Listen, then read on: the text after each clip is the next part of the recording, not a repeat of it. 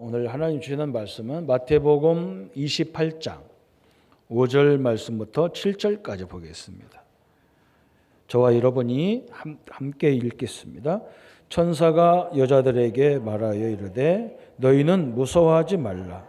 십자가에 못 박히신 예수를 너희가 찾는 줄 내가 아노라. 그가 여기 계시지 않고 그가 말씀하신 대로 살아나셨느니라. 와서 그가 누우셨던 곳을 보라. 또 빨리 가서 그의 제자들에게 이르되 그가 죽은 자 가운데서 살아나셨고 너희보다 먼저 갈릴리로 가시나니 거기서 너희가 배우리라 하라. 보라, 내가 너희에게 일렀느니나 하거늘. 아멘. 오늘 말씀 제목은 날마다 누리는 십자가 죽음과 부활 사건, 이렇게 제목을 정했습니다.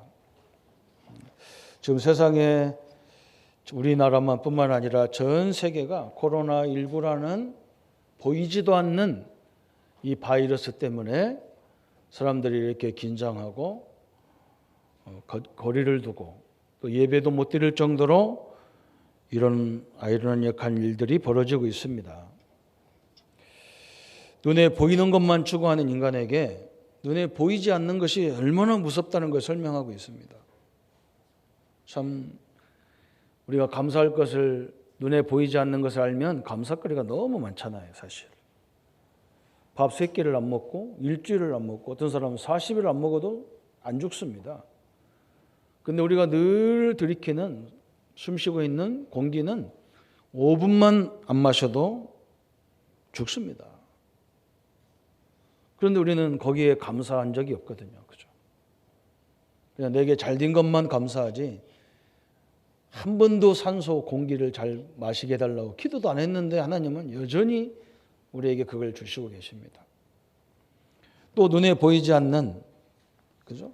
우리 학생들이 학교를 못 가가지고 눈에 보이지도 않도록 인터넷을 통해서 손도 없는데, 그죠? 집에 앉아서 학교 공부를 하고 있습니다. 우리는 여기서 한 가지 더 깨달아야 될 게 있잖아요, 그죠? 눈에 보이지 않지만 우리 하나님이 살아 역사하심을 우리가 알아야 됩니다. 그죠? 영적인 존재가 있음을 알아야 됩니다.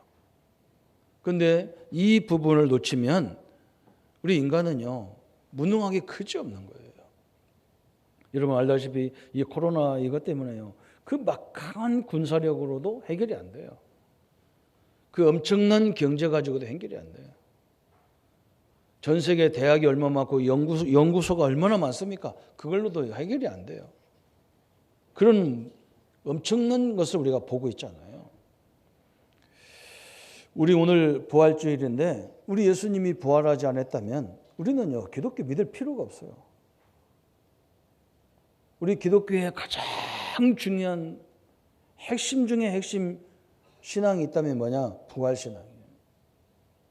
우리 예수님은 우리 죄 때문에 나와 여러분의 죄를 해결하기 위해서 우리가 알고 지은 거 모르고 지우고 원죄, 자범죄, 조상의 죄 말할 것도 없어요. 생각으로 지은 죄 때문에 예수님이 십자가에 죽어야 되고 그분이 그리스도가 되고 그분이 하나님이고 그분이 우리의 문제를 해결했다는 증거가 부활이에요. 이게 얼마나 소중합니까, 이 부활이. 그냥 살아났다 그 부분 아니에요. 지금도 살아서 어디에 계시냐? 나와 함께 계셔요. 우리 교회와 함께 계셔요. 여러분이 가는 현장과 함께 하셔요. 그 아픈 자리에도 함께 계셔요. 여러분이 그 함께하는 주님을 깨달을 때 엄청난 능력이 일어나게 돼 있어요. 여러분 자존심은 상관없어요. 이걸 깨달으면요, 자존심이 전혀 상관없어요. 내 인격 상관없어요. 얼마나 감사한 일이 부활인지 모릅니다.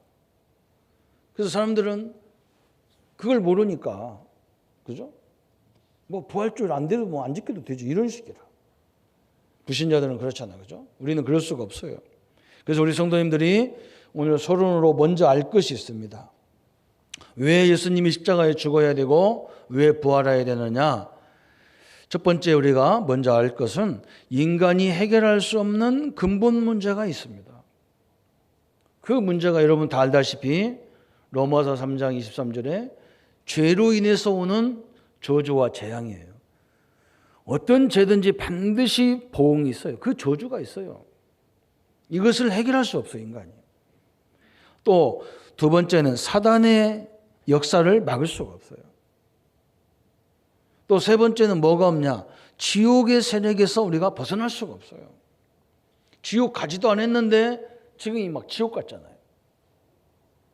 야, 사람들 참 우리 인간이 참 연약하다는 걸 많이 느껴요. 그죠? 저 같은 경우는 움직이지 말라면 되게 좋아하거든요. 하루 종일 집에서 하면 굉장히 좋아하거든. 요즘 뭐 사무실에 앉았으니까 너무 좋아. 그냥 밀린 책도 보고 막 얼마나 좋은지 몰라. 그것도 뭐 꽃을 쳐다봐봐야 솔로몬 생각밖에 안 나. 그죠? 예수님이 그러잖아요. 이 꽃을 쳐다보고 그러잖아요. 야, 솔로몬이 얼마나 복의 영화를 누렸느냐. 근데 이 꽃 한 송이 같겠냐? 솔로몬의 그 엄청난 영광이 이 꽃과 같겠냐? 그래서. 그건 솔로몬은 옷을 입어도 누가 만들어줘야 되는데 이 꽃은 누가 한 것도 없는데 지가 심어져 가지고 지가 꽃을 베 가지고 이렇게 예쁜 색도 누가 칠해 이렇게 화가가 칠하면 이렇게 칠하겠어요? 이거만큼 먹겠느냐 그래서. 그러면 예수님이 또 뭐 이 꽃을 비유했어요. 이 꽃을 이렇게 아름다워도 11홍이라 10일 넘어가는 꽃이 별로 없다는 거예요. 아무리 예뻐도 시들어져 열흘 지나면 다 시들어진다는 거예요. 그래서 예수님이 뭐라 했느냐? 하나님 말씀은 영원히 서리라 하라 그랬어요. 그렇죠? 이 땅에 영원한 것은 뭐냐? 하나님 말씀밖에 없다는 거예요. 솔로몬이 뭐라고 했습니까? 헛되고 헛되다 그랬어요. 다 헛되다 그랬어요. 그 잘못 들으면 이게 허무주의로 가버립니다. 솔로몬이 허무주의를 얘기하려고 전도서에 모든 것이 헛되다 이렇게 말한 게 아니에요. 전도서 12장 13절에 보면 사람의 본분을 알 때 헛된 인생이 안 된다는 거예요. 사람의 본분이 뭐냐? 하나님을 경외하고 하나님의 율법대로 법대로 사는 것이 사람의 본분이라는 거예요. 여러분 이 세 가지 문제 해결할 수 없어요. 그래서 우리 예수님이 십자가에 죽어야 돼요. 이거 해결해 주셔야 돼요. 그분만이 해결할 수 있기 때문에 그분이 해결하는 게 말로 해결하는 게 아니라 직접 당신이 죽음으로 해결한다는 거예요. 그리고 내가 하나님이라고 증거하는 이유 부활하셔야 된다는 거예요. 여러분 그래서 그럼 그 모델이 있어야 할 거 아니에요. 하나님을 경외하고 하나님 법대로. 그게 아가서예요. 여러분 아가서는 솔로몬이 지은 찬양인데 솔로몬이 부인이 1000명이라. 근데 그 중에 유독 술람의 여인을 사랑해요. 술람의 여인은 누구냐? 성경에 보면요. 아주 시커먼대 얼굴이. 예, 아마 저 아프리카 쪽에서 온 사람 같아요. 그러면서 성경은 아주 리얼하게 설명하. 엉덩이는 그냥 우리 말로 호박덩어리 2개 있는 것 같고 가슴은 그냥 엄청나게 표현을 그렇게 했어요. 우리가 볼 때는 그대로 그리면요 아주 이상한 여자가 나와. 그런데 솔로몬이 그 1000명 중에서 가장 사랑해요. 그 이유가 아가서 6장 3절에 있어요. 그 여인을 사랑할 수밖에 없는 이유. 자기가 사랑하는 하나님을 그 여인이 자기와 똑같은 마음으로 하나님을 사랑한다는 거예요. 영적으로 통했다는 거예요. 여러분 누가 하나님 앞에 기쁜 게 뭐합니까? 영적으로 통해야 돼요. 성도님들이 이런 응답을 받기를 바랍니다. 그 사랑을 지극히 받으면 어떻게 되느냐? 잠언서 같이 되는 거예요. 부모 사랑을 많이 받은 사람과 안 받은 사람과 차이점이 뭐예요? 딱 나타나요. 지혜가 생겨요. 사랑 많이 받은 사람 특징은 지혜로워. 지식은 배워야 되지만 지혜는 그렇지 않거든. 사랑 많이 받으면 어떻게 되느냐? 시편같이 되는 거예요. 찬양이 나와. 감사가 나오는 거예요. 사랑 못 받은 사람 특징이 뭐냐? 맨날 원망 불평밖에 없어요. 그죠? 사랑 많이 받으면 그럼 또 어떻게 되느냐? 욥기같이 되는 거예요. 고난도 쉬워져. 고난도 금방 넘어가 버려요. 그래서 이 시가서 5권은 우리 인간의 체험이거든요. 하나님의 본분, 사람의 본분을 가진 자에게 주어진 축복을 말하는 거예요. 사랑하는 성도 여러분, 우리 인생 문제 세 가지, 이건요 해결이 안 돼요. 그런데 이걸로 끝나는 게 아니에요. 이것을 사단이 딱 가지고 12가지 문제로 쫙 지금 가져갔단 말이에요. 함정을 딱 파놨어. 어떻게 보면 그 함정이 내게 다 필요한 거잖아요. 창세기 3장은 나에 대한 거예요. 창세기 6장은 물질에 대한 거예요. 창세기 11장은 명예에 대한 거예요. 우리 생활에 다 필요해요. 우리는 이걸 가져도 어떻게 가져야 되느냐? 그리스도 안에서 가져야 되는데, 하나님 안에서 이런 걸 가져야 되는데, 하나님 없이 이걸 갖게 만들어요. 이게 함정이라. 요것 때문에 묶여져 가지고 사람들이 다 힘들어요. 그래서 요걸 만들려고 하니까 사람들은 막 그냥 그걸 성공이라는 단어 속에만 들어가면 아무거나 그냥 다 해버리는 거예요. 그게 사도행전 13장, 16장, 19장. 무속 현장, 종교 현장, 점술 현장에 찾아다니면서 막 그게 사람을 죽이는지도 몰라. 이렇게 세상은 뒤엉켰어요.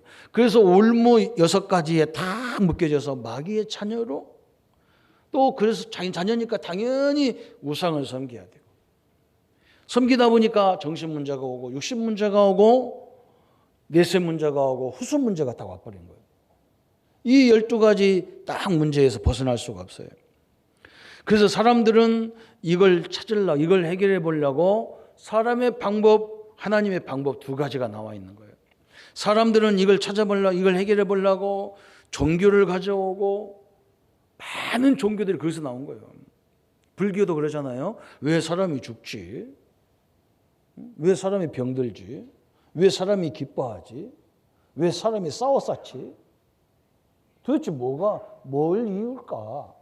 석가모니 스님이 그 고민한 거예요. 자기도 못 찾았어.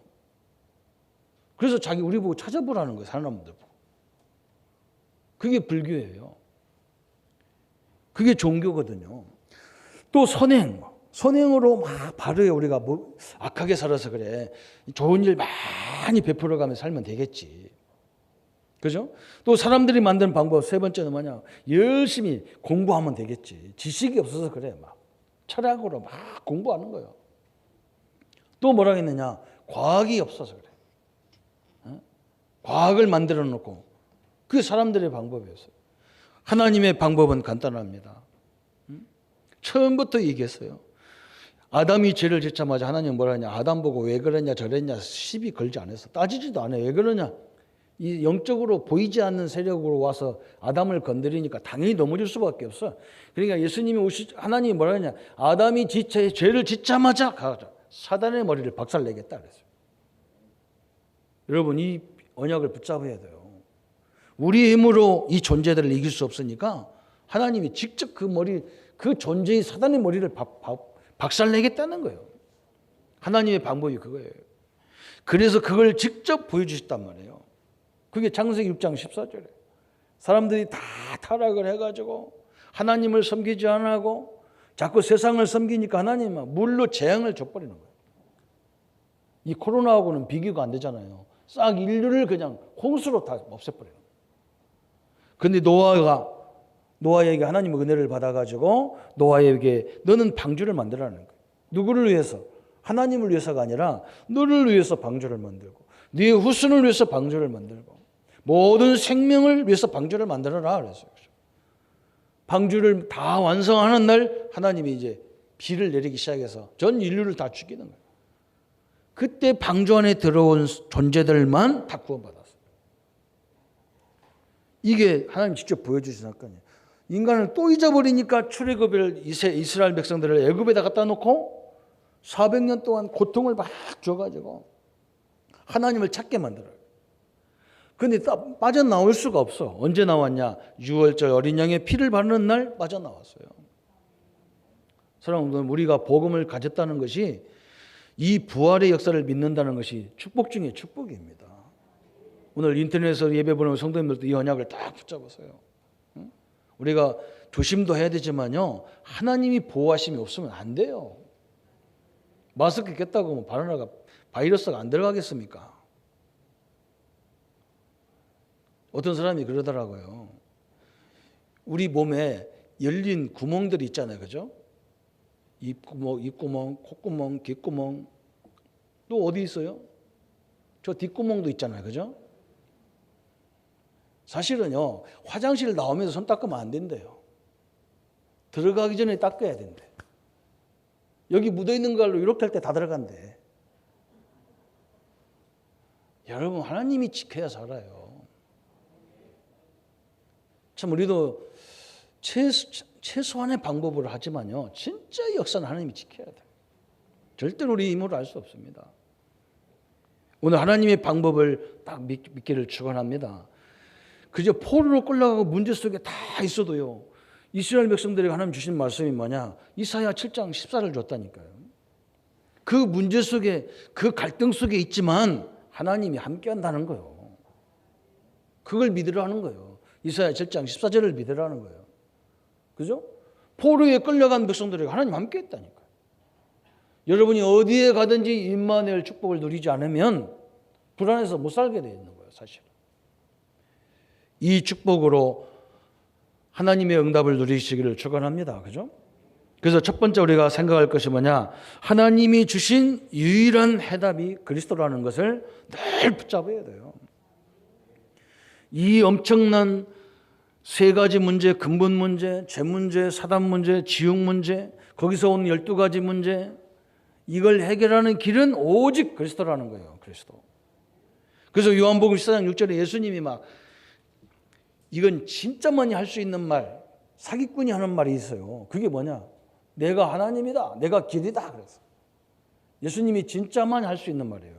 아니면 완전 사기꾼만 할 수 있는 말이에요. 예수님이 만인 앞에서 뭐라 했느냐? 내가 길이요 진리요 생명이니 나로 말미암지 않고는 아버지께로 올 자가 없다 그랬어요. 사도행전 4장 12절 이걸 깨달았던 베드로가 뭐라 했느냐? 다른 이로서는 구원을 얻을 수 없나니 천하 인간에게 구원 얻을 만한 다른 이름이 없다는 거예요. 여러분, 그리스도라는 이 존재로만이 우리의 근본 문제를 해결해 주신 줄을 믿으시기를 축원합니다. 그렇죠? 그래서 여러분이 이 고난을 다 담당해야 되는데 하나님이 당신의 아들을 십자가에 죽여서 우리의 고난을 다, 우리의 저주를 다 담당하셨단 말이에요. 여러분은 우리 아버지 어머니들이 그러잖아요. 자녀가 어려움 당할 때 그런 말 하잖아요. 내가 제 어려움을 담당할 수만 있으면 내가 다 담당하겠다는 거예요. 그런 말 하시잖아요. 그죠? 자녀가 막 죽음의 고비에 섰을 때 엄마 아버지의 심정이 뭐냐? 내가 질병을 담당할 수 있으면 내가 담당하겠다는 거예요. 그런데 우리는 할 수가 없어. 우리 하나님은 이것을 수천 년 전부터 예언하셨어요. 여러분 이걸 알아야 되잖아요. 두 번째 생각할 것이 뭐냐? 이 부활은 이미 다 예언된 사건이에요. 그리고 역사적 사건이에요. 고린도전서 15장 3절 4절에 사도 바울이 뭐라 했느냐? 말씀대로 죽으시고 말씀대로 부활하셨다는 거예요. 말씀대로 죽으셨다는 말은 구약 성경에 수도 없이 예언했어. 뭘 예언했냐? 첫 번째 탄생을 예언했어요. 창세기 3장 15절, 이사야 7장 14절 다 예언했어요. 그죠? 여인의 후손이 와가지고 사단의 머리를 박살내겠다. 아직 오지도 않은 그걸 보고도 구원받았다니까요. 이사야 7장 14절 앞으로 700년 후에 메시아가 그리스도가 오실 건데 그분이 너와 아들들과 함께 하겠다는 거예요. 그런데 누가복음 1장 26절 38절에 이 부분의 성취를 얘기하잖아. 그죠? 천사 가브리엘이 예수님의 탄생을 막 설명하는 거예요. 마태복음 1장 23절에 처녀가 잉태의 아들을 낳으니 그 이름을 임마누엘 하리라 그랬어요. 얼마나 감사합니까? 이게 완전히 성취됐어요. 예수님의 탄생이 예언됐고 그게 다 성취됐어요. 두 번째는 예수님의 죽음을 예언했어요. 이사야 53장 4절 6절에 예수님이 왜 죽어야 되느냐? 우리의 질고와 우리의 죄와 우리의 허물을 짊어지고 싶습니다. 여러분이 허물은 우리가 지은 죄예요. 우리의 죄는 뭐가 지은 거냐? 아담을 통해서 온 죄예요. 우리의 모든 질고는 뭐냐? 우리 이 결과로운 질병까지도 다 담당하셨다는 거예요. 그분이 오신다는 거예요. 700년 전에 예언했어요. 그것이 요한복음 1장 14절. 그죠? 예수님이 그렇게 예언해서 오셨는데 자기 백성들에게 왔는데 저들이 나를 알아보지 못한다는 거예요.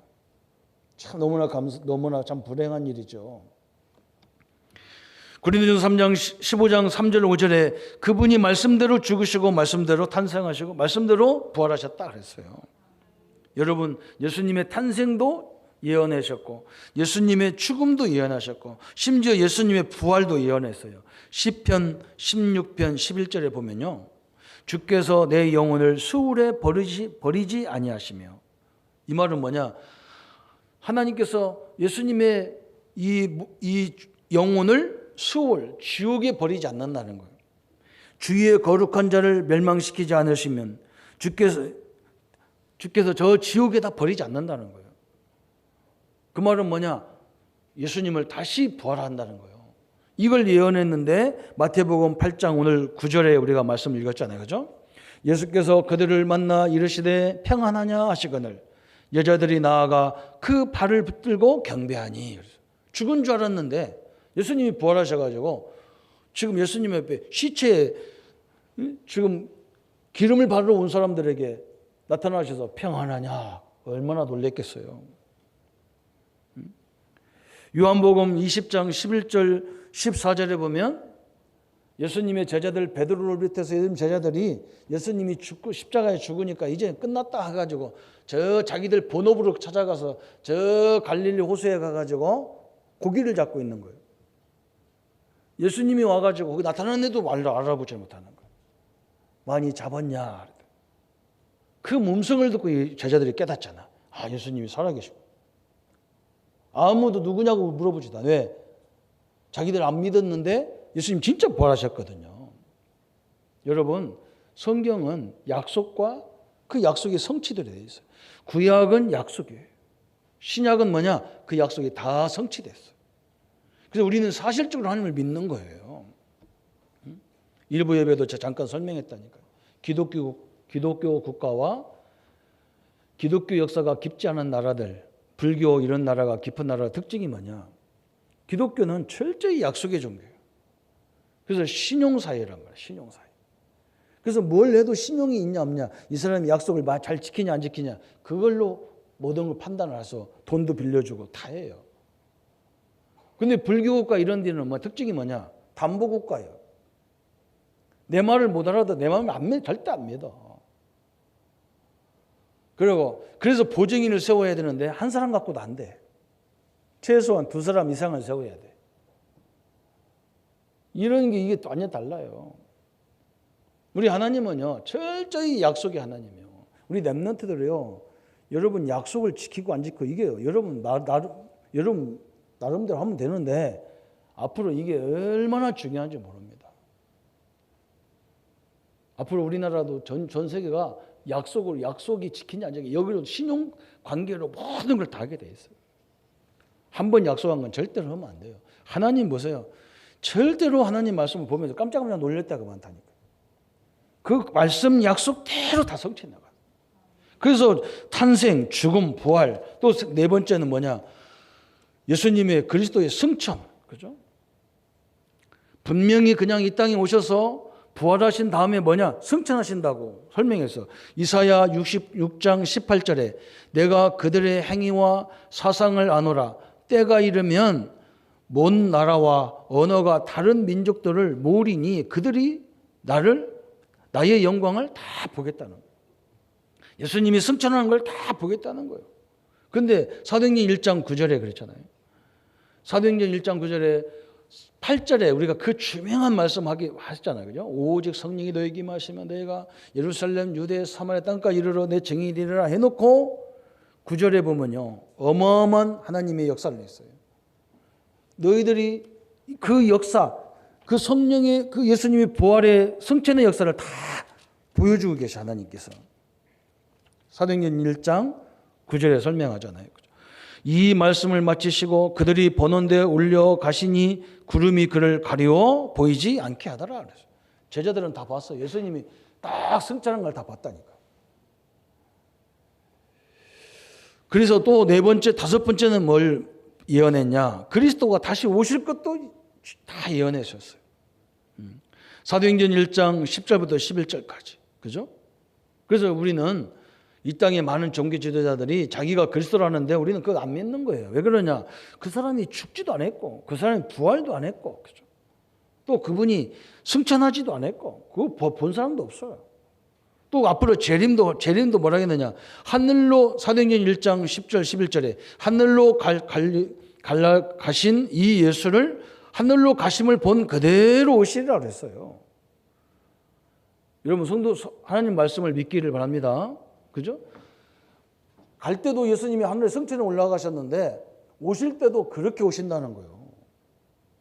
어느 날 그냥 저 청도에서 그냥 하나님 믿다가 좀 은혜 받아가지고 자기가 그리스도라는 마니 씨 같은 그렇게 안 온다는 거예요. 참 희한하죠, 그죠? 저 청평에 가면 또 한 분 계셔요. 자기가 부활할 거라고 청평 그 산에다가, 그죠? 그 엄청난 좋은 산의 가운데다가 딱 하니 궁정을 하나 져놨어요. 그게 무슨 궁정이냐? 통일교 문선명씨 묘가요. 저 세계 백악관처럼 딱 져놨어요. 거기다가 그냥 자기 묘를 그냥 관으로 딱 유리관으로 해놓고 썩지 않도록 방부제 딱 해놨어요. 부활한다는 거예요. 나는 확실히 문선명 씨는 부활 않는다는 것을 확실히 믿습니다. 성경대로 부활하려면 벌써 일어나야 돼. 3일 만에 일어나야 돼. 아직도 코 고는 건 아니지. 그냥 누워 계셔요. 참 기가 차잖아요. 저 북한에 가면 김정일, 김일성이 다 그렇게 하고 있어요. 웃기는 세상입니다. 예수님은 모든 탄생, 죽음, 부활, 승천, 재림까지 다 예언하시고 그대로 다 성취했어요. 지금 한 가지만 성취가 좀 안 봤어요. 재림이 아직 안 되는 것 뿐이에요. 우리 예수님은 모든 걸 하나님 말씀대로 약속하시고 그 약속을 대로 사시고 약속대로 오실 것을 저는 믿습니다. 이미 예언된 사건, 역사적 사건이잖아요. 그죠? 그래서 우리가 역사적 사건을 증명하려고 늘 우리가 사도신경 할 때 본디오 빌라도 그러잖아요. 이 본디오 빌라도가 누구냐? 로마 시대에 이스라엘을 담당했고 예수님이 죽을 때에 그 책임자가 본디오 빌라도예요. 그때 죽었고 그때 부활했다는 거예요. 여러분, 우리 예수님은 살아 역사하셔요. 지금도 살아 있으셔요. 지금도 살아서 여러분과 동행하고 계셔요. 그것도 무슨 그냥 와서 왔다 갔다 하는 존재가 아니야. 하늘과 땅의 권세를 다 갖고 계셔요. 여러분 부족함이 없어요. 여러분이 보이지도 않기 때문에 내가 세상 눈으로 봐가지고 배운 것도 없고 가진 것도 없고 이러고 앉았지요. 사실 여러분 그렇게 생각하면 생각할수록 그 문제는 해결이 안 돼. 내가 받은 축복이 엄청나구나 이걸 깨달아져야 돼요. 오늘 창세기 47장에 야곱이 저 가나안 땅에서 자기 요셉 때문에 재앙이 와가지고 도저히 못 살으니까 고센 땅으로 딱 불렀어. 애굽으로 딱 불렀어. 야곱이 오자마자 바로왕을 딱 만났는데요. 바로왕 무릎 딱 꿇려놓고 그냥 거기다 축복합니다. 근데 바로왕이 하도 기가 차가지고 네 나이 몇 세노? 그런데 야곱이 뭐라 하냐? 내 나그네 인생 130세다. 여러분 아무리 총리 아버지지만 총리 아버지하고 바로왕하고 비교가 안 되는 거 아닙니까? 거기에다가 손을 딱 바로왕 머리에. 여러분은 누구냐? 왕 같은 제사장이요. 별로 아멘이 영 시원찮아요. 그렇잖아, 그죠? 그리스도를 보내셨는데 왕권, 제사장권, 선지자권을 주셨다니까요. 그 축복을 우리에게 주신 거예요. 여러분이 예수 이름 기도할 때 흑암이 다 무너지는 왕권을 갖고 계셔요. 예수 이름으로 여러분의 모든 저주를 끝내버렸어. 하나님 말씀을 전할 수 있는 선지자의 사명을 우리에게 주신 거예요. 근데 이게 너무너무 축복인데 이걸 모르는 거예요. 목사님들이 왜 타락하느냐? 이 축복을 모르면 우리 목사들도 뭔가 많이 가져야 된다고 생각하는 거예요. 물론 가지면 좋겠지만요. 그 가져서 정상으로 이게 회복된 사람 별로 못 봤어. 진짜 하나님 아무것도 없고 저 하박국이 고백했던 것처럼 외양간에 송아지가 없고 포도밭에 포도 열매가 없어도 나는 여호와로만 만족하겠다는 거예요. 그 축복이 엄청나는 걸 알았다는 거거든요. 이 성도님들이 이 축복을 누릴 때 육신적인 것도 채워주는 하나님의 응답을 누리시기를 바랍니다. 순서가 바뀌면 큰일 나요. 그래서 오늘 첫 번째 생각했던 것이 뭐냐? 하나님이 인간이 해결할 수 없는 해답 그리스도를 주셨고 그것을 그리스도를 보내겠다고 수천 년 동안 계속 예언하고 그걸 다 성취시켰단 말이죠. 세 번째는 뭐냐? 그러면 우리가 할 일은 뭐냐? 날마다 우리 예수님의 십자가의 죽음과 부활의 축복을 누리는 성도가 되어야 돼요. 날마다 누리시기를 축원합니다. 그죠? 날마다 뻔뻔해지시기를 바랍니다. 그죠? 뭐라고 해야 되느냐? 그래, 내 죄, 내 문제를 다 예수님이 십자가 못 박았다. 여러분, 하나님 자녀가 됐는데 왜 질병을 줬냐 그러잖아요. 그죠? 나를 죽이려고 줬습니까? 안 죽여요. 이 축복을 깨달으라고 자꾸 하는 거예요. 깨달으라고. 그걸 깨달는 순간에 질병이 상관없어. 가난도 상관없어. 하나님이 나와 함께하는 이 축복이 뭔지 알면 다 끝나버려요. 그래서 우리는 날마다 세 가지를 해야 되는데 날마다 체험하셔야 돼요. 뭘 체험해야 되느냐? 요한복음 19장 30절 예수님이 뭐랬어요? 다 이루었다 그랬어요. 그 말은 어떤 문제도 나에게 문제가 안 된다 그 말이에요. 마태복음 16장 16절 19절에 주신 이 세 가지 축복을 누려야 돼요. 너는 반석이라 그랬어요. 하나님 우리를 지금 반석같이 만들려고 하는 거예요. 믿음의 반석같이 다 만들어요. 음부의 권세가 보이지도 않는 사단이 얼마나 우리를 흔들려고 해도 흔들리지 않도록 하나님 만들겠다는 거예요. 천국 열쇠의 축복을 누리도록 만들겠다는 거예요. 하나님께서. 이 축복을 날마다 체험하기를 날마다 누리시기를 축원합니다. 그래서 우리 언제까지 누려야 되느냐? 마태복음 24장 14절 이 복음이 땅끝까지 다 증거되면 끝이 오는데 그때까지 누리셔야 돼. 당당하게 누리시기를 바랍니다. 그죠? 오늘 좀 여러분 문제 있는 분도요 주님 앞에 딱 서기를 바랍니다. 그죠? 우리 하나님이 다 그것까지 십자가, 우리 미래까지 다 십자가에 담당했어요. 그래서 저번 우리가 내 얘기를 공부하면서 했잖아요. 여러분 조금이라도 죄의식을 가지면 안 돼요. 사단이 그걸 공격하고 들어오는 거예요. 두 번째, 날마다 고백해야 돼요. 고린도전서 15장 31절에 사도 바울이 뭐라 했냐? 나는 날마다 죽노라 그랬어요. 이게 뭐 때문에 이게 단어가 나왔냐면 사도 바울이 이상하게 12 제자보다 70인 제자보다 120문도보다 훨씬 역사가 많이 일어났어요. 그러니까 사도들 70인들 이제 믿음이 제대로 안 서 있는 그런 사람들이 있겠었겠죠. 자꾸 사도 바울을 뭐라고 했느냐? 네가 어떻게 해서 네가 사도냐? 응? 사도란 말은 예수님 공생애 동안 같이 다녔던 제자들 보고 사도라고 하거든. 근데 예수님 계실 때는 사도 바울이 누구냐? 예수님을 핍박하던 사람이거든. 이 사람이 예수님 승천하신 이후에 다메섹에서 예수님을 영적으로 만났거든. 그래서 가는 곳마다 엄청나게 역사가 많이 일어난 거예요. 그러니까 시기해가지고 네가 어떻게 사도냐 네가. 응? 자꾸 이거 시비 거는 거예요. 그래서 바울이 뭐라고 하면 듣지를 않아요. 그 사람들은. 그래서 바울이 뭐라 했느냐? 나는 날마다 죽는다. 우리는 날마다 죽어야 돼요. 현장에 가보면 이게 말이 딱 맞아. 눈에 보이지는 것이 뭔지도 모르고 영적인 진리가 뭔지도 모르는 것들이 얼마나 큰 소리 칩니까? 그거 싸우려면 싸움이 안 되거든. 예. 하나님을 그냥 딱 호주머니 넣어서 끄집어내가지고 하나님 여기 딱 이렇게 되면 되는데 이 하나님은 보이지도 않아가지고. 그리고 바이러스는 현미경 갖고 보면 보인다더라고. 우리 예수님은 아무리 현미경 센 걸 가지고 다 봐도 안 보이니까 이게 말이 안 되는 거예요. 그래서 나는 이 말이 너무나 정확하다고 보거든. 날마다 바울은 복음 앞에서 죽는다는 거예요. 갈라디아 2장 20절에 사도 바울이 뭐라 했느냐? 내가 사는 것은 이제 나를 위해 사는 삶이 아니라는 거예요.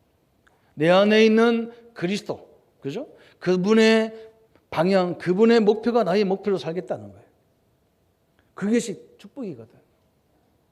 여러분 하나님의 방향에 여러분 모든 방향을 그쪽으로 틀어버리시기 바랍니다. 왜 사업하느냐? 모든 족속에게 가려고. 그죠? 땅끝까지 증인되기 위해서. 하나님이 우리 가정에, 우리 사업장에, 우리 직장에, 우리 자녀들에게 주신 증거를 가지고 땅끝까지 증인되려고 나는 하는 거다. 방향을 딱 맞추면 딱 맞아요. 또 세 번째는 뭐냐? 날마다 증거해야 돼요. 사도행전 2장 46절 47절에 집에 있든지 나가든지 교회에 있든지 날마다 뭐 했느냐? 예수가 그리스도라고 증거했다 그랬어요. 그죠? 사도행전 5장 42절에 날마다 성전에 있든지 집에 있든지 예수는 그리스도라고 가르치며 전도하기를 그치지 아니하니라 그랬어요. 그죠? 여러분 그리스도를 날마다 증거할 수만 있으면 증거가 돼야 돼요. 그죠? 이게 하나님의 축복이라. 그래서 베드로전서 2장 9절에 그래서 그것을 위해서 우리를 왕 같은 제사장으로 나와 여러분을 부르신 거예요. 그래서 땅끝까지 증인되기 위해서 이 축복을 날마다 누리시기를 합니다. 성도님들은 날마다 할 것이 있단 말이에요. 다 예수님이 우리에게 해답도 주셨고 실제 해결했고 성경으로 다 증거를 대셨단 말이에요. 그러면 나와 여러분이 할 건 뭐냐? 날마다 체험할 것, 날마다 고백하고 날마다 증거할 것 다 있단 말이에요. 얼마나 감사합니까? 그죠? 이 하나님의 응답과 하나님의 축복을 누리기를 축원합니다. 제가 어제 우리 전도학 메시지를 들으면서 우리 목사님들과 같이 얘기했다니까요. 거기에 보면 중요한 사역이 나와요. 그 무슨 사역이냐?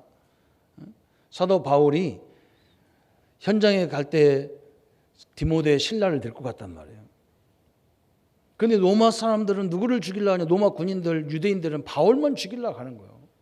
근데 현장에 가보니까 누디아, 야손, 불사 부부 같은 사람이 있어. 이 사람을 바울이 세워야 되는데 바울이 세울 수가 없어. 왜? 도망가야 되니까. 군인이 쫓아오니까. 근데 바울이 딱 도망가면서 거기다 누구를 집어넣냐? 저 빌립보의 누디아에게 디모데를 딱 집어넣고 이런 식이라. 데살로니가에서 야손을 만났을 때 자기는 또 저 고린도로 도망가야 되니까 거기다가 신라를 딱 집어넣었어요. 여기에요. 교회의 엄청난 축복이거든 이게. 저는 이걸 잘 몰랐어요. 저는 성격이 막 남에게 가서 막 문두리에 가면서 막 길 가는 사람 붙잡고 이렇게 하는 스타일이 아니거든요. 그러니까 나는 누가 있어야 되느냐? 문 열어주는 사람이 있어야 돼. 근데 문 열어주는 사람이 나보고 어떤 때는 보니까 이 평신도가 문 열어주는 사람이 있었고 어떤 때는요 부교육자가 나한테 문 열어주는 사람이 있어요.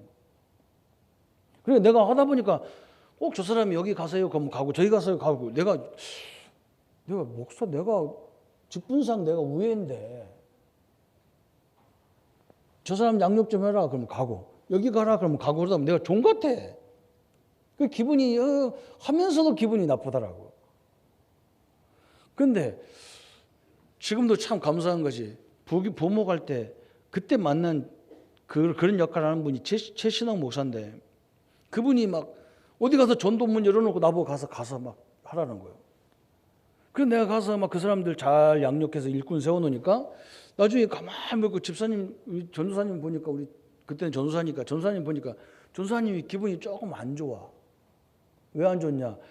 자기가 찾은 사람인데 내가 가서 양육을 다 해놓고 내 제자같이 만들어놨으니까. 나는 자기가 신분을 시켜서 기분 나쁘고 저쪽은 내가 다 하는 것 같아서 기분 나쁜 거야. 가만 내가 나중에서 깨달아 보니까 아니잖아요. 자기 역할이 다 다른 것 뿐이지. 사도 바울도 그렇잖아, 그죠? 누구는 심었고 누구는 물 줬고 누구는 하나님은 크게 하셔 성장시켰고 다 역할이 다른 것 뿐이지.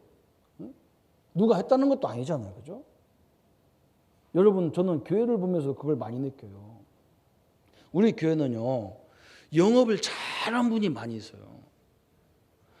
내가 볼 때는 그분들이 자기 것만 할 필요가 없거든. 아니 여러 가지 영업을 해가지고 우리 교회 안에 그쪽 전문가들이 있으면 거기다 붙여주면 되잖아. 자꾸 꼭 우리 것만 해야 될, 내 것만 해야 될 이유가 없잖아, 그죠? 이게 공동체고 이게 전도의 문이거든. 근데 저거 내가 해줬는데, 저건 내 건데, 네 건데 이러고 있단 말이야. 저건 나하고 상관없어. 내가 뭐 좀 아는데. 응? 전도도 마찬가지고요. 삶이 똑같아요. 그잖아요. 다 사도 바울이 못 알아듣으니까 뭐라 했느냐. 집에는 그릇이 여러 개 있지 않냐. 개밥 그릇도 있고 어떤 거냐. 기분 나쁘게 항상 짠 김치만 담아놓고 있어야 돼. 어떤 그릇은요. 밥만 맛있는 밥만 딱 담아갖고 있어야 돼. 그죠? 김치 그릇이 기분 나쁘고 나도 밥 담아주세요. 김치 싫어요. 그럼 어떻게 되겠어요? 그죠? 문제가 생기잖아요.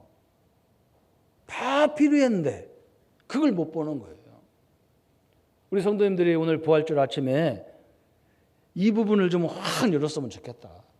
저는 어제 말씀 받으면서 그래. 어떤 때는 뭐 담임 목사가 가야 될 자리가 있으면 그 목사님은 뭐 가시라고 해야 되지. 그죠? 어떤 때는 권사님이 가야 되고 어떤 랩런트가 가야 될 때가 있단 말이에요. 하나님 우리에게 다 주신 거기 때문에 아무 상관없는데 우리는 이상하게 또 사단이 거기다가 개입을 딱 만들어가지고 뭔가 다 전체를 싸매가지고 아무도 못 움직이게 딱 만들어놨어요.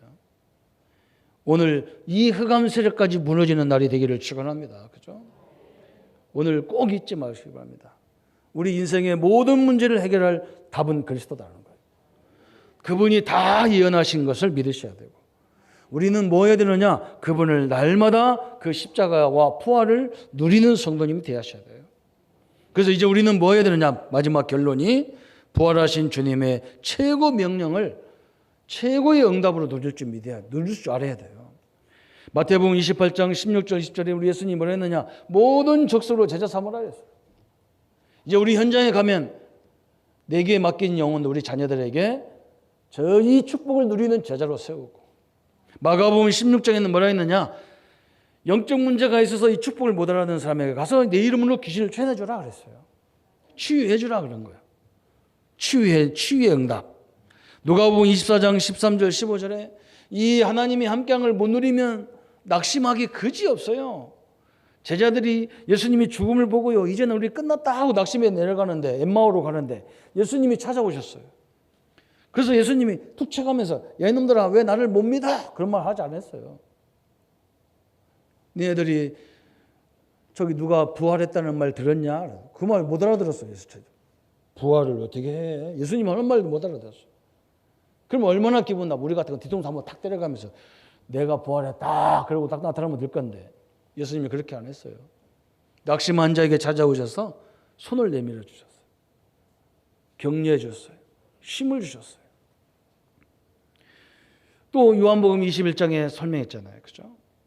이 축복이 누구에게 증거되기를 원하느냐? 내 어린 양에게, 내 후대들에게 증거되기를 원한다 그랬어요. 응? 여러분이 여기에 증인되기를 하나님은 원하시는 거예요. 사도행전 1장 8절.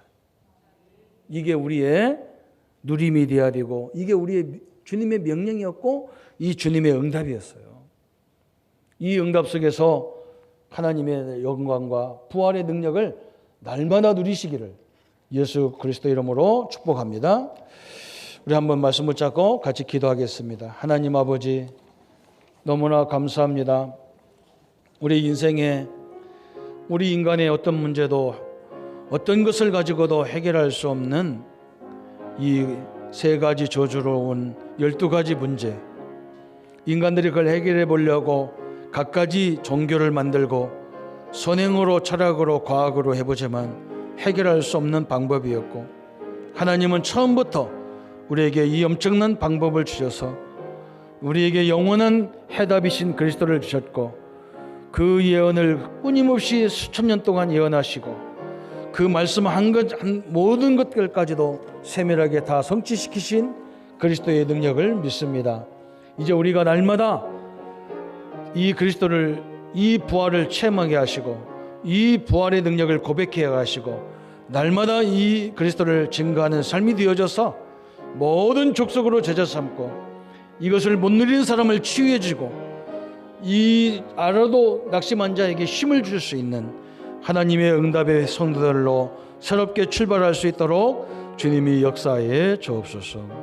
그리스도의 능력이 우리 모든 성도님의 삶 속에 함께 하시고 이 코로나와 이 경제 어려움 속에서도 주님이 늘 동행하시고 인도하는 축복을 누리게 하여 주옵소서. 예수 그리스도 이름으로 기도하옵나이다. 아멘.